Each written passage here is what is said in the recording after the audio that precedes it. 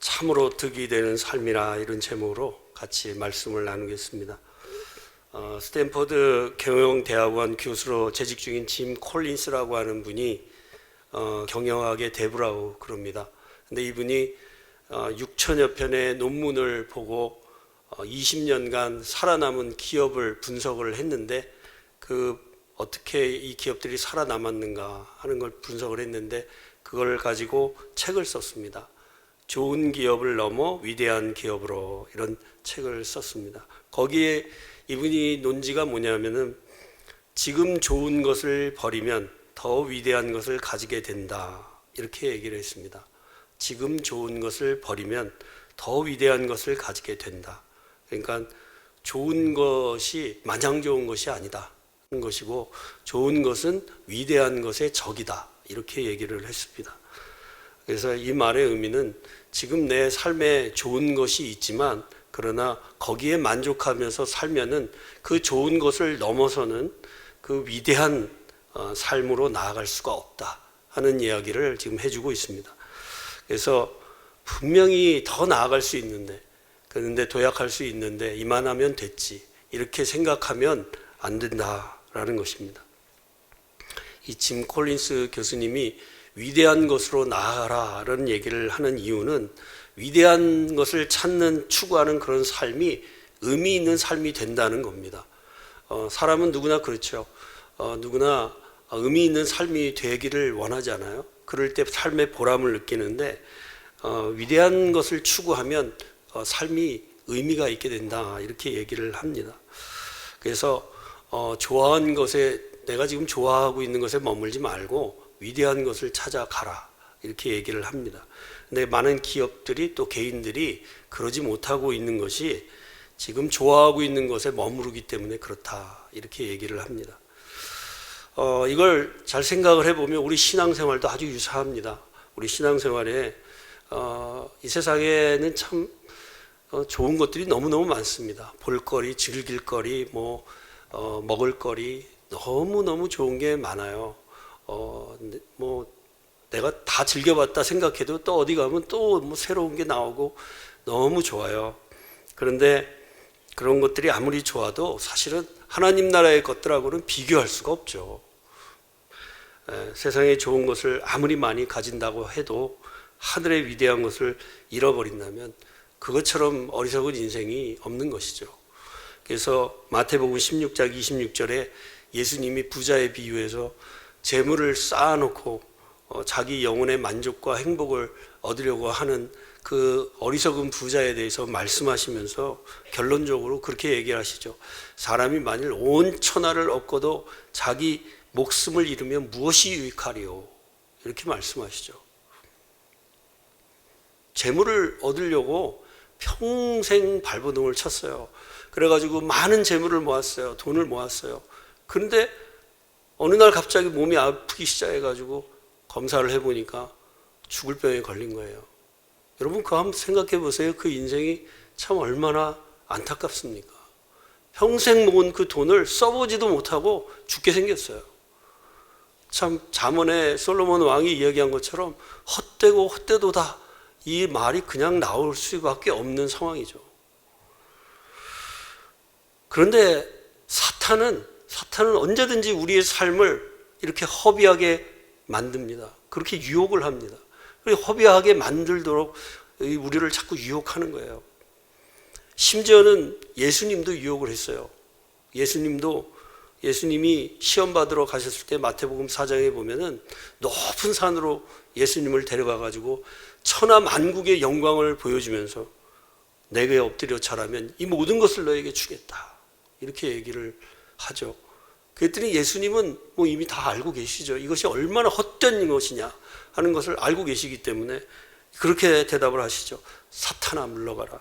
기록되었을 때 주 너의 하나님께 경배하고 다만 그를 섬기라 하였느니라 이렇게 말씀을 합니다.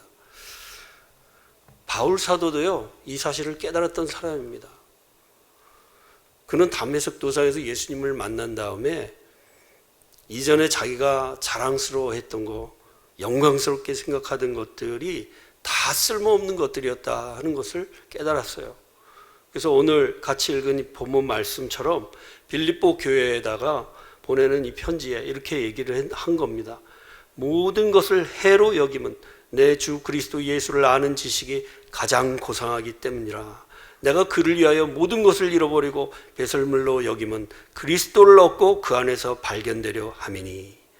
이렇게 이야기를 하고 있는 거죠. 바울 이전의 모습이 어땠습니까? 그는 로마 시민권자였어요. 또 히브리인 중에 히브리인이고 베냐민 지파예요. 베냐민 지파가 왜 대단하냐? 왕족의 혈통이거든요. 사울 왕이 난 지파거든요. 그리고 당대의 가장 위대한 스승인 가말리엘의 문화생이었어요. 그러니 얼마나 그 당대에 사람들이 부러워하던 걸 다 가지고 있는 사람이에요. 게다가 자기 스스로 자기를 봐도 율법에 흠이 없는 자라고 생각을 했어요. 그러니 이 사람은 과거에 예수님 만나기 전에는 정말 남부러울 게 없는 사람이었습니다. 그런데 그가 다메섹 도상에서 예수님 만나고 보니 과거에 자기가 그렇게 자랑스러워하던 것들이 다 쓸모없는 거라는 걸 깨닫게 된 것이죠. 그래서 아무리 따져봐도 손익계산을 해봐도 내가 지금까지 붙들고 있던 거를 같이 계속 가지고 있으면은 도무지 이해타산이 맞질 않는 거예요. 다 버려버리고 예수님 한 분 붙들고 있으면은 그게 더 낫다.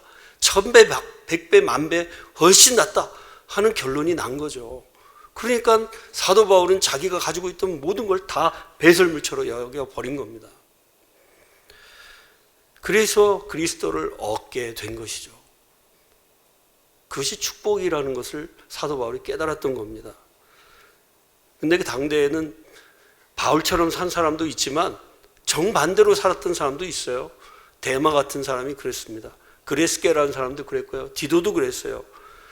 이 사람들은 바울하고 같이 선교 활동을 시작한 사람이에요. 시작이 같았어요. 같이 선교 활동을 시작했어요. 열정도 같았어요. 똑같이 출발했어요. 그런데 나중에는 바울을 다 떠났습니다. 바울이 왜, 그 이유가 뭐냐? 바울이 이렇게 얘기했어요. 디모데후서 4장 10절 보니까 데마는 이 세상을 사랑하여 나를 버리고 데살로니가로 갔고 그레스게는 갈라디아로 디도는 달마디아로 갔고 이렇게 얘기를 했습니다. 바울이 말하고 있는 이 세상이 뭡니까? 하나님을 추구하지 못하게 만드는 가치관, 세상에 있는 것들이죠. 아브라함 옆에 있던 롯도 그랬습니다. 롯은 기근을 피해서 삼촌하고 같이 애굽 땅으로 내려갔어요. 아브라함하고 같이 애굽 땅으로 내려갔어요. 애굽 땅에 가가지고 삼촌 아브라함이 자기 아내 사례를 아내라고 누이라고 속이는 것을 보면서 봉변당하는 모습을 다 봤습니다. 얼마나 창피했겠어요. 아, 우리 삼촌 참 저렇게 못났구나 이 생각을 했겠지요.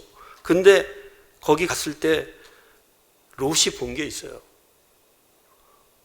나중에 하나님의 은혜로 아브라함이 다시 가나안 땅으로 돌아왔을 때 롯의 마음속에는 불만이 가득했어요.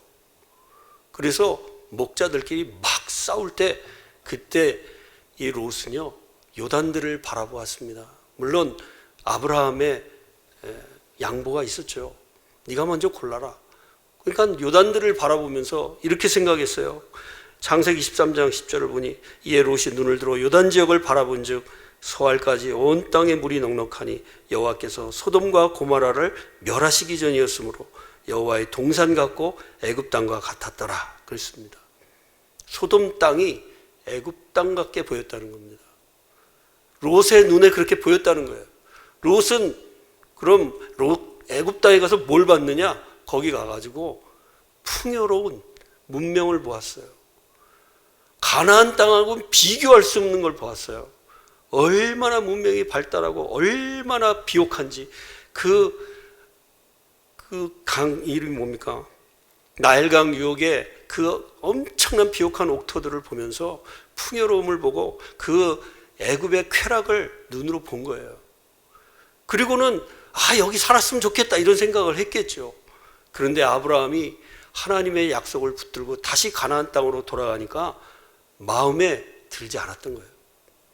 거기서 목자들끼리 싸우게 됐을 때 그것은 결국 이 롯의 마음에 있었던 불만이 거기서 목자들을 통해서 표출이 된 것이죠. 왜 굳이 이 기근이 있는 이 가나안 땅에 다시 돌아와서 이렇게 살려고 하느냐. 결국 롯은 아브라함 곁을 떠납니다. 그리고 요단대를 바라보면서 요단으로 향했어요. 소돔 땅으로 향한 겁니다. 왜? 애굽 같아 보였거든요. 거기 가서 이 롯의 인생은 망하게 되었습니다. 어떻게 망했습니까? 자기 두 딸이 자기와 근친 상간을 해서 모압과 암몬이라는 족속을 낳게 되었어요. 아내도 망했습니다. 아내는 소돔 땅을 잊지 못해가지고 뒤를 돌아보다가 소금이 되었어요. 소금 기둥이 되어버리고 말았어요. 그러니 롯의 인생이 완전히 망가진 것이죠. 그 순간의 선택이 롯의 인생에 치명적인 실수가 된 겁니다. 그래서 요한일서 2장 15절에 이 세상이나 이 세상에 있는 것들을 사랑하지 말라. 누구든지 세상을 사랑하면 아버지의 사랑이 그 안에 있지 아니하니. 이렇게 우리에게 말씀을 했던 겁니다. 여러분, 이 세상에 있는 것들에 마음 두지 마시고 하나님 나라에 마음 두고 사는 저와 여러분 되시길 주님의 이름으로 축원드립니다. 우리가 그러면 그리스도인으로서 의미 있고 또 영광스러운 삶을 산다는 건 어떻게 하면 그렇게 살아갈 수 있겠습니까? 땅의 것을 추구하는 태도를 버리는 겁니다. 하늘의 것을 추구하는 겁니다. 예수 그리스도를 마음에 얻고자 달려가는 겁니다. 사도 바울이 오늘 본문 12절 이하에서 자기를 본받으라고 우리에게 이야기를 합니다. 자기 본받아서 살아라 이렇게 얘기합니다. 한마디로 예수께 잡힌 바 된 그것을 붙들기 위해서 자기가 달려가고 있는데 너희들도 그렇게 살아라 이렇게 얘기하고 있는 겁니다. 여기 12절 말씀에 내가 이미 얻었다 함도 아니요 온전히 이루었다 함도 아니라 오직 내가 그리스도 예수께 잡힌 바 된 그것을 잡으려고 달려가노라 이렇게 말씀했습니다. 예수께 잡힌 바 된 그게 뭡니까? 예수께 잡힌 바 된 그거는 사도 바울이 다메섹 도상에서 예수님을 만나서 받은 구원입니다. 그것을 끝까지 붙드는 겁니다. 바울이 12절 상반절에 말하고 있는 것처럼 구원에 대해서 자기가 받았던 그 구원에 대해서 이렇게 설명을 했어요. 내가 이미 얻었다 함도 아니요 온전히 이루었다 함도 아니라 이렇게 합니다. 13절에 이걸 또 풀어서 설명을 해줬는데 형제라 나는 내가 아직 내가 잡은 줄로 여기지 아니하고 이렇게 얘기를 했어요. 구원은 물론 믿음으로 사도 바울이 얘기한 것처럼 믿음으로 구원을 받습니다. 그러나 아직 구원받은 것이 아니기 때문에 우리가 그 구원을 위해서 지금 달려가고 있다고 사도 바울이 이야기를 하고 있는 겁니다. 사도 바울과 우리는 지금 똑같은 입장에 있는 겁니다. 사도 바울만 그런 것이 아니고 우리도 똑같은 입장에서 지금 살아가고 있는 겁니다. 이미 믿음으로 구원받았지만 그러나 아직 구원받지 않았어요. 이 경주가 아직 끝난 게 아닙니다. 다 끝났다고 생각하지 마세요. 그래서 바울은 자기가 아직 잡은 줄로 여기지 않는다라고 얘기를 하면서 구원을 얻기 위해서 나도 열심히 달려가고 있다고 이렇게 얘기하면서 두 가지 모습을 우리에게 설명을 해주고 있습니다. 첫 번째로 13절 하반절에 오직 한 일, 즉 뒤에 있는 것은 잊어버리고 앞에 있는 것을 잡으려고 이렇게 얘기했어요. 자기가 한 일을 잊어버렸다는 거예요. 사도 바울이 한 일이 뭡니까? 대체적으로 두 가지죠. 하나는 과거에 예수님 만나기 전에 자기가 하나님을 잘 믿는다고 생각을 하고 그렇게 살았던, 율법을 행하면서 살았던, 그래서 의를 행하기 위해서 열심히 노력했던 그것이고, 또 한편으로는 그러기 위해서 교회를 핍박했던 것이죠. 그리고 또 한 가지는 자기가 이제 예수 그리스도를 만난 이후에 이제 하나님의 선교사로 보내심을 받아가지고 4차 선교여행까지 다니면서 지금 로마 감옥에 갇힐 그때까지 자기가 열심히 전도하고 교회를 세우고 제자들을 세우고 했던 그 모든 것들이 바로 자기가 한 일입니다. 그런데 바울은 그 수많은 일을 했음에도 불구하고 우리가 볼 때는 위대한 일들을 많이 했는데도 불구하고 그 한 일을 다 잊어버리고 앞에 있는 것을 잡으려고 지금도 나는 달려가고 있다고 이야기하고 있는 겁니다. 여러분, 이게 얼마나 위대한 사도의 모습입니까? 과거에 내가 이루어놓은 것들을 잊어버리고 아직 앞에 내가 이루지 못한 일들을 위해서 열심히 달려가고 있는 겁니다. 다시 시작하는 마음으로 달려가는 것이죠. 우리 동도교회가 70주년입니다.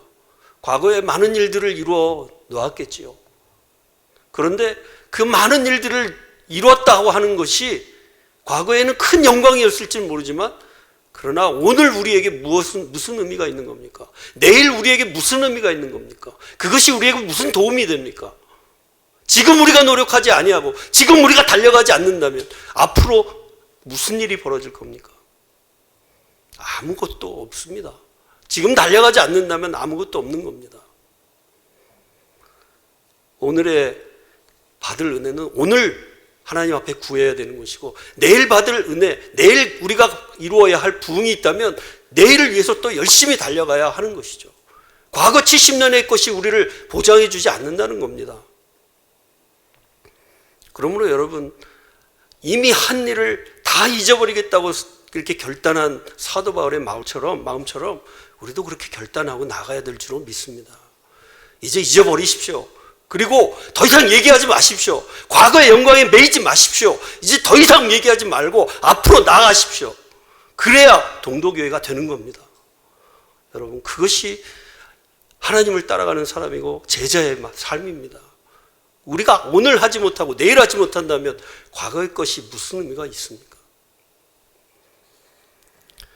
또 한 가지 바울이 얘기하고 있는 것은 표대를 향하여 그가 달려가고 있다고 이야기를 하고 있는 겁니다.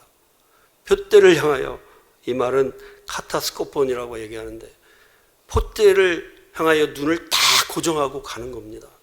표대가 무엇입니까? 예수 그리스도입니다. 예수 그리스도께 우리 눈을 다 고정하고 열심히 지금 달려가고 있는 바울의 모습을 지금 본받으라고 제자들에게 이야기하고 있는 겁니다. 내가 이렇게 살고 있으니 너희들도 예수 그리스도를 향하여 눈을 딱 고정하고 앞으로 달려가라는 겁니다. 옆으로 좌우로 두리번거리지 말라는 겁니다. 달려가는 사람이 두리번거릴 이유가 없습니다. 목표를 향해서 가는 것이죠. 그래서 바울의 모범을 종합을 해보면, 예수께 잡힌 바 된 그것을 잡으려고 열심히 노력하는데 뒤에 내가 이루었던 일들이 그것이 좋았든지 나빴든지 상관이 없어요. 그것은 잊어버리는 겁니다. 그리고 표대가 되신 우리 예수님을 향해서 열심히 또 달려가는 겁니다. 그래서 우리 담임 목사님 말씀하신 것처럼 앞으로 7년의 대부흥이 하나님께로부터 올 수 있도록 기도하는 것이죠. 그리고 행동하는 것이고 전도하는 겁니다. 그러지 않는다면 누가 전도해 주지 않습니다. 누가 데려와 주지 않습니다. 저절로 들어오지 않습니다. 우리가 가야 되는 겁니다. 여러분, 이와 같은 마음으로 살아가는 것이 참 득이 되는 삶입니다. 이 세상에 있는 것들을 우리가 얻는다 할지라도 다 유한한 것이고 다 지나가는 것입니다. 남아있는 것은 아무것도 없습니다. 여러분, 하나님 앞에 이와 같이 바울과 같이 정말 득되는 삶, 정말 손해보지 않는 삶 살아갈 수 있기를 주님의 이름으로 축원드립니다. 한번 기도하겠습니다.